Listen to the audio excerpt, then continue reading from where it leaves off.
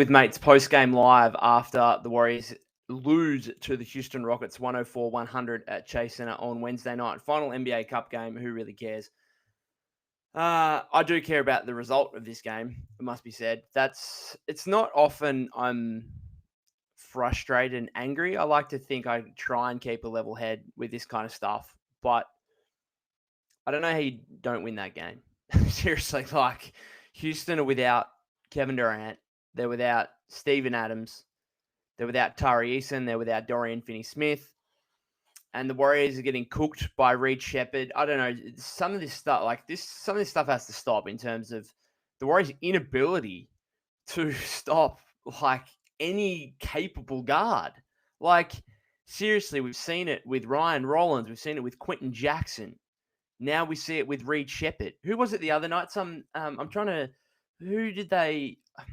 Trying to remember the other guard that went off a couple of games ago against the Warriors. It's escaping me because it's such a nobody that I can't remember it. But like Reed Shepherd's good, right? Reed Shepherd is a talented prospect, 3rd overall pick in the draft for a reason. But man, can we stop someone, please? Like, can we stop someone on the perimeter? And Reed Shepherd, credit to him, got the job done. The Portland game, it was. It's generally the name's escaping me. Caleb Love. Caleb Love had 26 points, 7 rebounds, 5 assists. Oh, this is depressing. Seriously, this is legitimately depressing. I don't know if there's any positives to really take from this game aside from Will Richard was good, 18 points in a start again. Draymond defensively on Sengun was excellent again. Houston shot less than 40% from the floor, 28.2% from three-point range, and somehow, again, without Adams, got 25 offensive boards, which this is the thing. When you've got a team that is historically one of the greatest, if not the greatest offensive rebounding team of all time, coming up against a team as small as the Warriors, it feels like this is inevitable. Steph hobbles off late with an injury, which adds salt to the wound. I will say I think there's a chance Steph misses Saturday's game against the Pelicans. We'll wait and see. He's going to get an MRI. They're calling it a quad contusion, which to me, I'm not sure. I'm assuming it happened on the play with a few minutes to go where Thompson was called for a charge and the Rockets got it overturned and Thompson kind of fell on Steph and Steph took a while to get up and was kind of hobbling.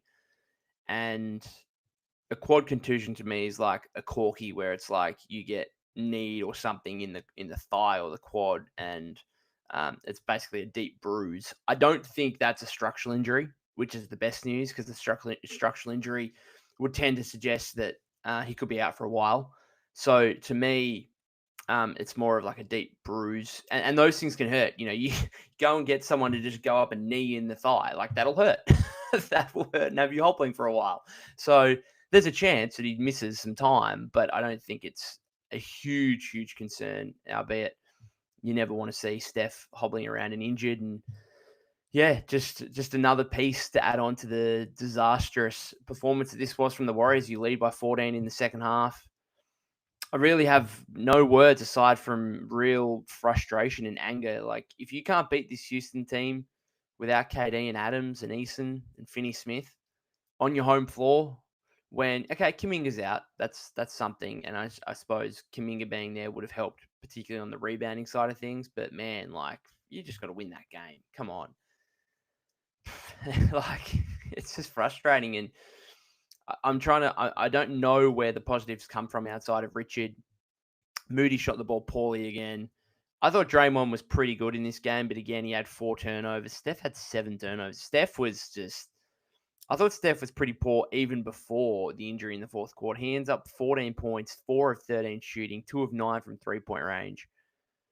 Jimmy's really interesting because if the Warriors win this game, you say Jimmy played really well. This is kind of what Jimmy Butler is.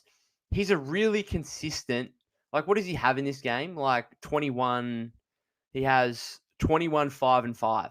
Just a classic Jimmy Butler game where if you win the game, everyone's like, wow, what a great Jimmy Butler game. Just so efficient, 6 of 11 shooting, got to the free throw line 7 times, perfect 7 of 7. classic Jimmy Butler game. But when they lose in a manner such as this, particularly when they only put up 100 points, you do question, like, could Jimmy Butler have done more in that game? In a very similar manner as to when the Warriors obviously faced the Timberwolves in the second round last season. And Steph goes down. And Jimmy put up 20 points a game. Wasn't horrifically bad, but just like didn't at the same time do what was required to allow the Warriors to extend the series and potentially get Steph back for a game 6. So it's really interesting how this Jimmy Butler stuff is framed because he's been excellent, right? I think like he has been excellent, but there's games like this where it's like, can we get more than 21, 5 and 5 from him? Can he take more than 11 field goal attempts? I don't know.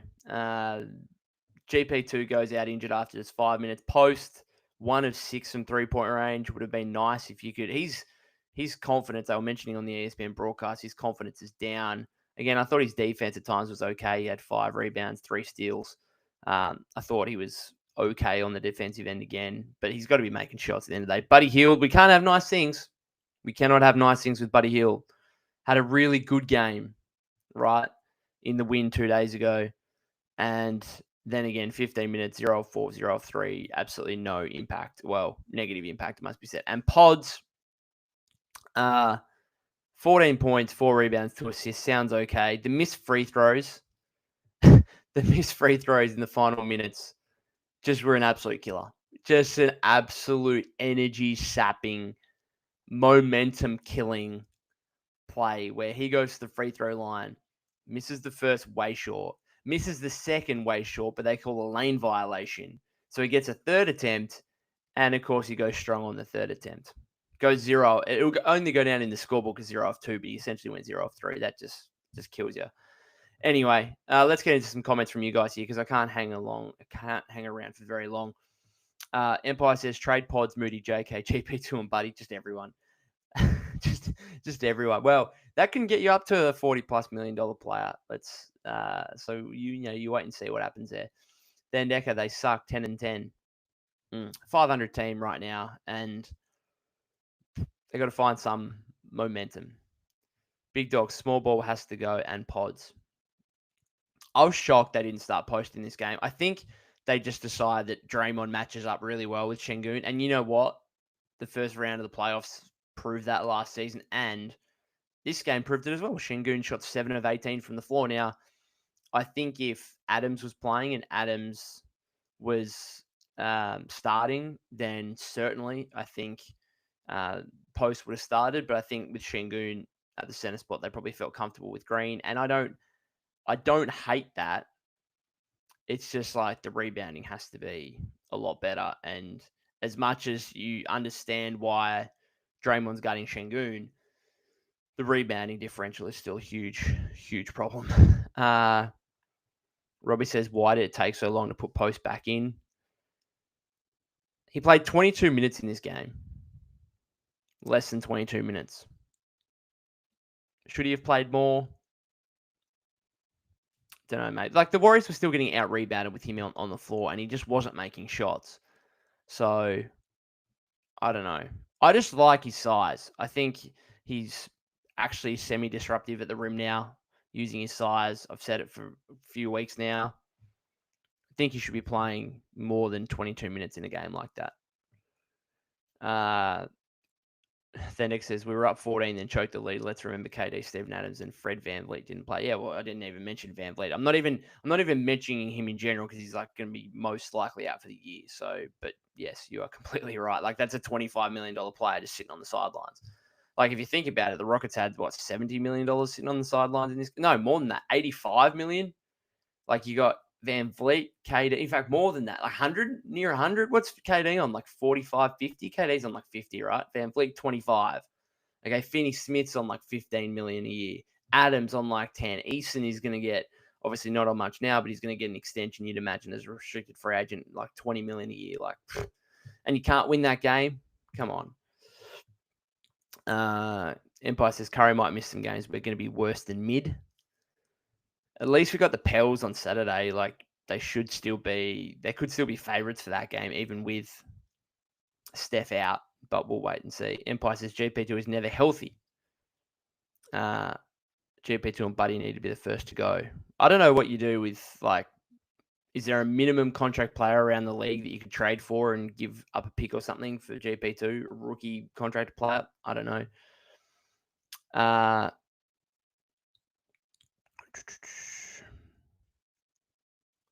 Also, the refs are shameless. Then it says that call on Steph was just awful.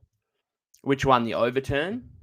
Because they had obviously the Thompson one, and then they had the offensive foul call on Aaron Holiday as well shortly after that. And the issue with Steph is, and I think I tweeted this out a couple of weeks ago, he's the worst charge drawer of all time because God bless his soul, I love that man. He's the GOAT, right? But I'm not trying to diss Steph Curry, but he doesn't want to take contact. Okay, he's small, right? I get it. Like, I'd probably be the same too. But if he has like a Men Thompson, coming at him like that, he actually gets his feet in the, like, he's kind of there, but then he doesn't want to take the contact like fully in the chest.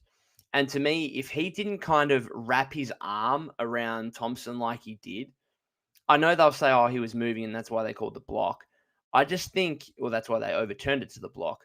I just think if he kind of just falls down, sells the contact, and doesn't like wrap Thompson around and also bring Thompson down with him, then I think that doesn't get overturned, right? Because I think they just look at the absolute initial contact, which was like Thompson really leaning in with the shoulder, right? Which is, you could argue, well, they should have just looked at that first play anyway and not really cared about like Steph putting his arm around him afterwards. But I just don't think Steph sells contact very well, largely because he doesn't want to take the contact. He kind of gets into a position where it's like, yeah, I want to take a charge. Here I am. And then I'm like, at the last second, I'm like, I don't really want to. This guy's like 6'7", 6'8", big guy. I'm 6'2", 6'3". I don't really want to take it fully in the chest. And I can understand he's a superstar level player. I don't think we want Steph Curry to be out there drawing charges all day.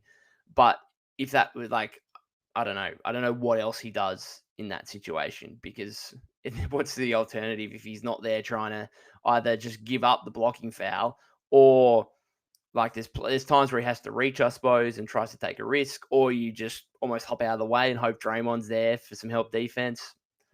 I don't know.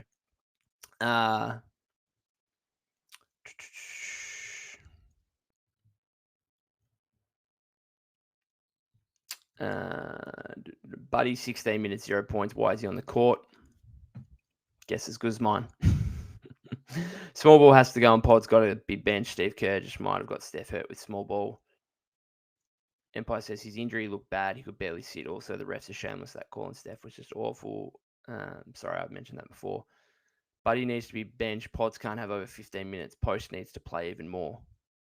I'm glad you guys are on the post bandwagon, even that he needs to play more, even though he shot 1 of 6 in this game, which is kind of what I've been saying for weeks. He needs to play more, not because of his offense, but because of his defense, which is weird to say if you said that at the start of the season, but it's actually just true. If we can't beat the Pelicans without Steph in the season, Empire says the whole bench needs to be traded except for Post and Will. This shows that on January 15, when JK can be traded, they need to do something. The thing with me is, like, there's nothing really materializing. I just wonder how desperate they get. Because, like, I don't like Sabonis, right? I don't want to trade for Sabonis. I have no interest in that. But if this team's 500, right, and you can say, here's Jonathan Kuminga, Buddy Hield, Moses Moody for DeMontis Sabonis and Keon Ellis, or something around that mark, right? Then it's almost just like, if you're a just above 500 team, it's like, why the hell not at that point? It's like, you might as well. That was part of the Butler trade, is that, like, I had the same concerns about Butler this time last year. And I was like, oh, I don't really like want to make that move. But it got to the point where it's like, if you're going to be that desperate, I don't think Butler, I don't think Sabonis, well, I know that Sabonis doesn't have the winning history of Butler, and that's why I'm probably going to be, I'm less keen on Sabonis than I was Butler last year, even though I wasn't really in on Butler. So, yeah, I just wonder how desperate they get at this point. But we've still got plenty. Like, you're going to see another 30, 40 games. Kuminga and Melton both scrimmaged today with Santa Cruz before this game against the Rockets. So hopefully they'll be back in the next couple of weeks. The problem is you're hoping DeAnthony Melton comes back and he's like his optimal level as a perimeter defender to guard some of these guys. Like, it's ridiculous. And obviously you just can't rely on that.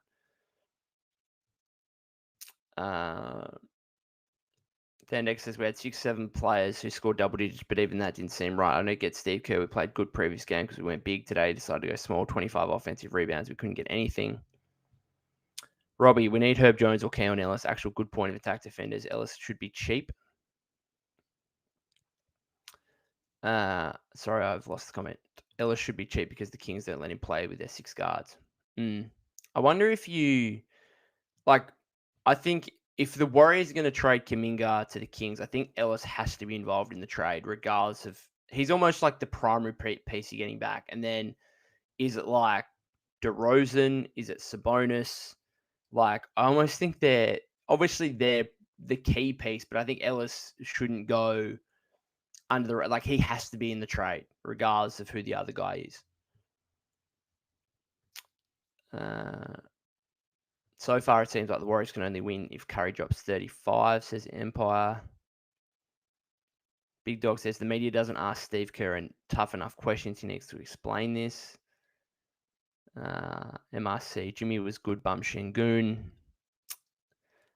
Baz says Steph ran into a Sengun screen. Yeah, I missed that. Yes, he did. Which I'm not sure if he already looked banged up a little bit after that fall with Thompson. But could have been multiple things. Again, it would suggest to me that it's not a structural, like he wasn't just running along and pulled up lame, so it's not a structural thing, which is I think Steve's already said, like, Steve's like, I like the fact that it's a quad and not a knee or an ankle. It's less concerning than what it otherwise could be. Moody's been playing bad since that 30-point game. Yep. Not enough consistency from everyone outside of Steph and Jimmy, essentially. We were 1 for 19 from 3 in the second half. That's awful. We need Jimmy to give 25 to 30 points every game. Jimmy's just never really been that kind of guy. Like, that's just facts. If you look at what he's averaged on his career, has he ever averaged 25 points a game in his career? I'm not sure he has. I'm just having a look now. Jimmy Butler, 23.9 is his career high with the Bulls in 2016-17, 22.9 with the Heat. So this is just who he is. This is flat out who he is. And then come playoff time, you might get a little bit more, even though we kind of didn't see that in the second round last season. So Post not starting was okay. Him playing with 4 guards was not. Insanity is doing the same thing over and over again, but expecting different results. I heard that quote once or twice. Keon Ellis is on a minimum. GP2 and a pick for him or give him pods. GP2 and a pick for Keon Ellis. I would like that. I'm not sure the Kings would. I think the Kings would want some kind of value. I can only see Keon. I don't think the Kings would trade Keon Ellis to the Warriors unless they were getting Kuminga as part of the deal. Now, obviously, they make super different salaries, so there has to be other stuff included. Mr. Goat, this Warriors team is straight pathetic. You lose to the Rockets without Kevin Durant. This Warriors team is not good. We just lost to the Rockets at home. Embarrassing. Sums up my sentiment from this game. King Hudson, Kerr about to retire. Big Dog says Curry was just jacking up threes. He got to play better. I think that's some of his threes down the stretch were because he was clearly hampered by injury. Man, Curry injured is going to tank us. Hopefully, Jimmy can step up. Hopefully, I think there's a chance Kuminga might be back on Saturday. I'm just floating it out there. I think there's a chance because they've got practice on Friday. I wouldn't be shocked if Kuminga's back. I think Sabonis can be better on a team that ain't the Kings, lol, but I get the hesitation. Yeah, no, fair point. There's a Kings tax with all of this where you've got to kind of look at all their players and suggest that, hey, maybe they can be maybe they can be better out of the Sacramento environment, which has just been a losing franchise for essentially 25 years nearly, at least 20. So I understand that point of view. You got to trade pods before you trade Moody. Come on, mate. I probably tend to agree. I think part of the reason is because does Pod still have more value than Moody? I don't know. I don't know. Probably not, actually. Depends what you can get back, obviously. Will says something struck me this morning. What is the possibility that they decide to bring back Clay along with Daniel Gafford? Not saying it's a good move, but what's the trade? Because those guys make a combined just over $30 million. So it's like Kuminga going out and Buddy Hield for like Gafford and Clay. Maybe. Maybe. I don't see Warriors winning a championship before Curry retires, so why not start the rebuild now? Because you get to watch Steph Curry for another couple of years. That's why you don't start the rebuild now. I think that's like, I agree with you. I'd find it very, very unlikely the Warriors win another championship with Steph Curry. However, he's the greatest player in franchise history. He's probably going to remain the greatest player in franchise history for the rest of my lifetime. I'm okay with saying to myself, you know what? Steph's not going to lift another Larry O'Brien trophy, but I'm happy. Like, I get to still watch him play for another 2-3 years at a pretty high level. And if the Warriors can give him an opportunity to make a playoff round or two and deliver some big time Steph Curry performances and more audacious shot making and all this stuff that comes with Steph Curry, I'm kind of okay with that. Robbie says, really wish I wasn't thinking about trades in November. At least we have Will Richard, one bright spot. Yeah, positive Will Richard game. But even he's like, this is the problem. Like Steve Kerr, and they were talking about it on the broadcasting, and it's like Steve Kerr's still trying to work out everyone from like 4 down. Like who's this team's 4th best player? Seriously. So it's Steph, Jimmy, Draymond, and then who's the 4th best player? Because it could be anyone on any given night. It probably should be Kuminga. It was Kuminga for the first 7 or 8 games. He kind of falls off a cliff and then gets injured. Moody looks good sometimes and looks like the 4th guy. Then he'll just fall off a cliff. Pods wants to have taken the leap to become the 4th guy, but hasn't. I don't know. I don't know who the 4th best player on this team is. Like, it wouldn't shock me if we're here in March and like DeAnthony Melton is the 4th best guy on the team, and he has played 44 games in the last 2 years. Just wouldn't shock me. So I don't know. I'm going to finish it up there, guys, because I got to get going. These kind of times are frustrating me now with the time differences and stuff because it's dinner time essentially. I'm going to go organize myself some dinner and sit down and watch Stranger Things. I've been looking forward to it for the last week, and it's going to provide me some joy and entertainment that the Warriors were not able to provide in this game. So disappointing is what it is. Thanks to those of you that have tuned in. Thanks to those of you that are watching on the replay or listening via the podcast feed. If you haven't subscribed to the YouTube channel already, please do so. You can follow me at POC252. That's POK252 on X/Twitter. Golden State with Mates, TikTok and Instagram as well. Warriors play Saturday against the Pelicans. Might be back for another episode then, or another live stream then.